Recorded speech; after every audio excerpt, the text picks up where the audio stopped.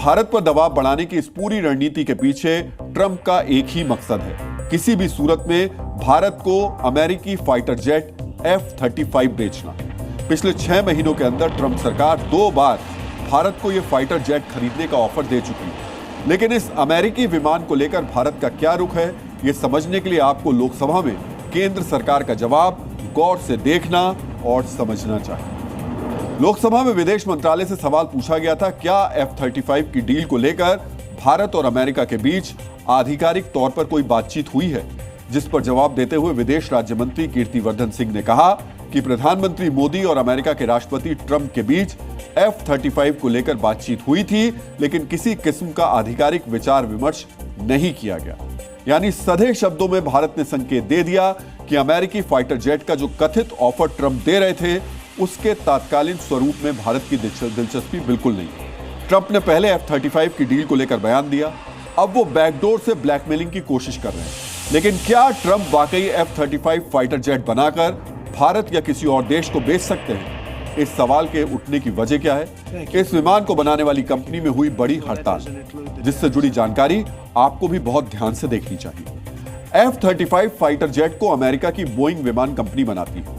इस कंपनी के 3000 कर्मचारी हड़ताल पर हैं और हड़ताल पर गए कर्मचारी कंपनी की उसी यूनिट से हैं जो फाइटर जेट का निर्माण करती है। दरअसल बोइंग के कर्मचारी अपनी सैलरी में की गई बढ़ोतरी से संतुष्ट नहीं है, जिसका विरोध हड़ताल से किया जा रहा है। इस हड़ताल से बोइंग के 4 कारखानों में कामकाज प्रभावित हुआ।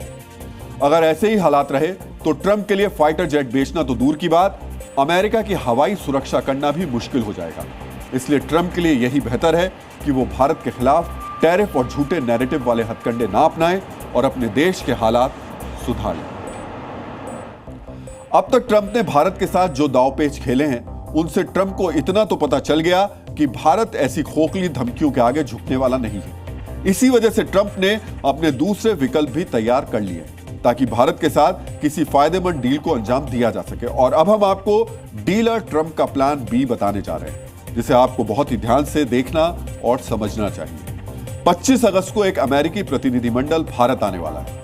यह प्रतिनिधिमंडल अमेरिका और भारत द्वारा लगाए गए टैरिफ पर बातचीत करेगा। अब तक दोनों देशों के बीच टैरिफ को लेकर 5 बार बातचीत हो चुकी है और 25 अगस्त को विचार विमर्श का 6ठा चरण शुरू होगा।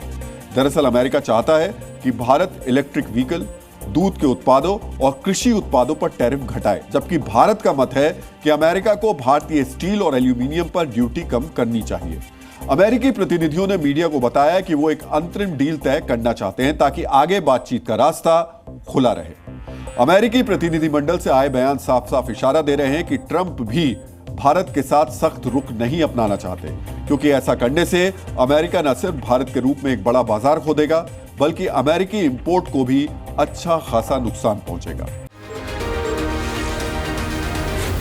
जी न्यूज़।